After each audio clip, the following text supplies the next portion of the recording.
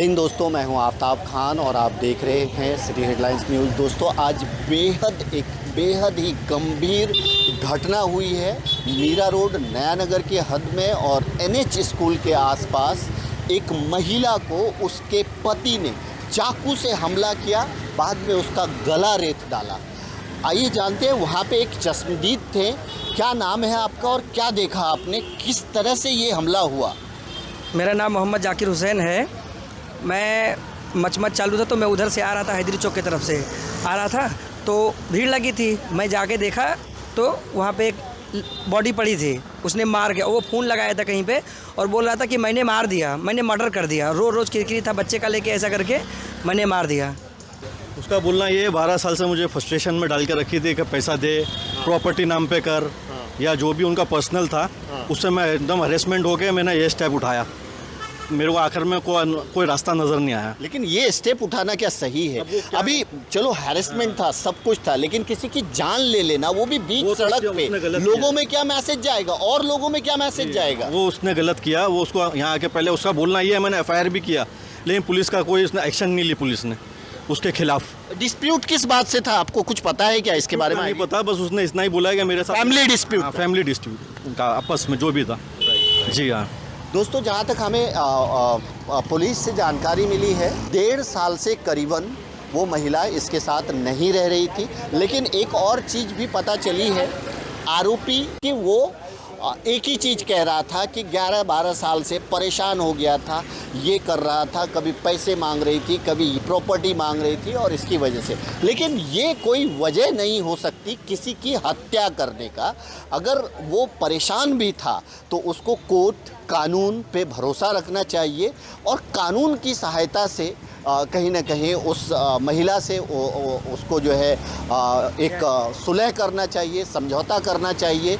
बहुत सारे रास्ते थे, डिवोर्स ले सकता था, लेकिन किसी को इस तरह से बीच रोड पे मार देना वो कहीं से भी इंसाफ नहीं है।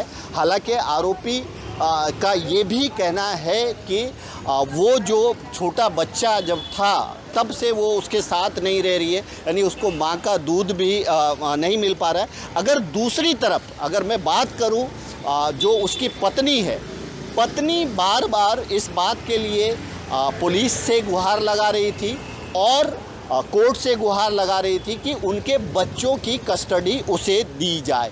और शायद इस मामले में कोर्ट ने ऑर्डर भी दिया था। जब कोर्ट ने ऐसा ऑर्डर दिया, आदेश दिया, तो नया नगर पुलिस जो है उसको पुलिस प्रोटेक्शन दे करके वहाँ पे गई थी, उस आरोपी के घर पे गई थी। जब पुलिस प्रोटेक्शन के साथ वो महिला आरोपी के घर पे गई तो बच्चा भी नहीं था और वो आरोपी भी नहीं था। और ऐसा बताया जा रहा है कि आज भी वो महिला यहाँ आई थी और यहाँ आने के बाद फिर वो एनएच स्कूल में उसका बच्चा पढ़ता है तो शायद वो उसको मिलने के लिए जा रही होगी।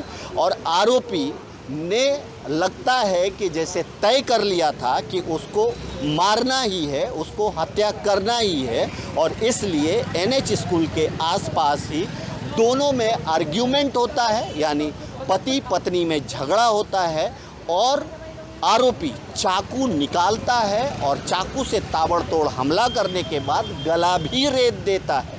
आरोपी का नाम नदीम बताया जा रहा है और पति पत्नी, इनकी शादी को 13 साल हो गए। अब 13 साल शादी को हो गए।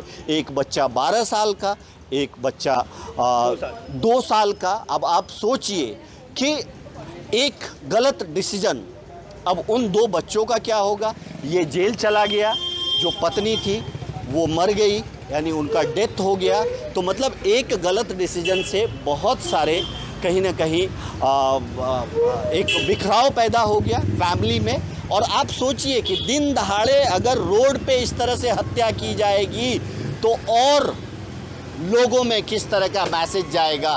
क्या अगर आप परेशान हैं तो क्या आप सीधा किसी की हत्या कर देंगे?